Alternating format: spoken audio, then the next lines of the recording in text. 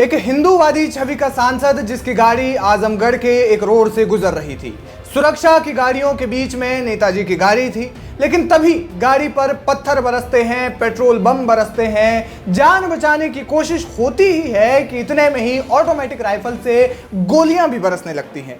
यानी बीच सड़क पर एक खूनी खेल जिसमें नेताजी को बचाने के लिए सुरक्षा बल अपनी जान जोखिम में डाल देते हैं और हमलावरों से उन्हें बचाने की तमाम कोशिशें करते हैं।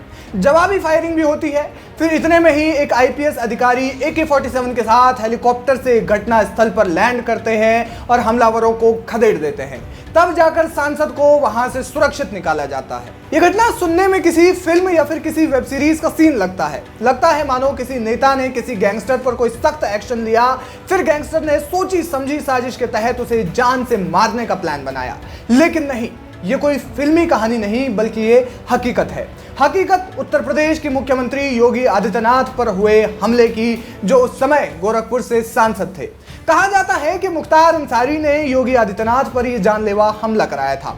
घटना 2008 की है। आजमगढ़ में हुए इस हमले में योगी आदित्यनाथ बाल बाल बचे थे। मुख्तार की मौत के बाद उसकी जिंदगी से जुड़े कई किस्से अब सामने आ रहे हैं, जिसमें एक किस्सा ये भी था। योगी को जिस आईपीएस अधिकारी ने बचाया उनका नाम था ब्रिजलाल, जो यूपी में तत्कालीन ADG लॉ एंड ऑर्डर थे। लेकिन ये हमला कोई अचानक हुआ हमला नहीं था, बल्कि इस हमले की पटकथा लिखी जा रही थी 2005 से, जब मऊ में सांप्रदायिक हिंसा भड़की थी, जिसका आरोप था मऊ से विधायक मुख्तार अंसारी पर। इस दंगे के दौरान ही मुख्तार का वो वीडियो सामने आया जिसमें वो खुली जीप पर AK-47 लहराता हुआ दिखाई दे रहा था। योगी उस समय स्वयं मऊ के लिए रवाना हुए थे और दंगे में पीड़ितों का हाल जानना चाहते थे। लेकिन जैसे ही उन्होंने जिले में प्रवेश करना चाहा, उन्हें प्रवेश नहीं दिया गया। दोहरी घाट पर उन्हें रोककर वापस गोरखपुर भेज दिया गया। उस समय यूपी में मुलायम सिंह यादव मुख्यमंत्री थे। इसके बाद योगी और मुख्तार के बीच वैसे तो कोई आपसी रंजिश का मामला कभी सामने नहीं आया, लेकिन साल 2018 में योगी ने मुख्तार को खुलेआम चुनौती दी थी और कहा था कि वे मऊ दंगे की पीड़ितों को न्याय दिलाएंगे। इसके बाद हिंदू वाहिनी के नेतृत्व में आजमगढ़ में आतंकवाद के खिलाफ एक रैली की घोषणा हुई। ये घोषणा की थी योगी आदित्यनाथ ने। 7 सितंबर 2008 को रैली DAV कॉलेज मैदान में तय हुई। अब इसी रैली के लिए योगी निकल रहे थे। वे एक SUV में थे और उनके आगे पीछे करीब 40 गाड़ियों का काफिला था। इसी काफिले पर आजमगढ़ में रैली स्थल पर पहुंचने से पहले ही जानलेवा हमला हुआ। माना जाता है कि संयोग से योगी ने ऐन मौके पर अपनी लाल SUV को छोड़कर दूसरी गाड़ी ले ली थी, मानो उन्हें पूर्वाभास हुआ हो।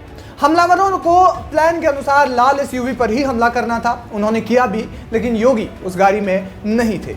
इस हमले के बाद इसमें शामिल कई लोगों के खिलाफ केस दर्ज किया गया और इस तरीके से योगी आदित्यनाथ की जान बची। इसके बाद योगी ने कभी पीछे मुड़कर नहीं देखा और वे लगातार गैंगस्टरों के खिलाफ कार्रवाई करते रहे।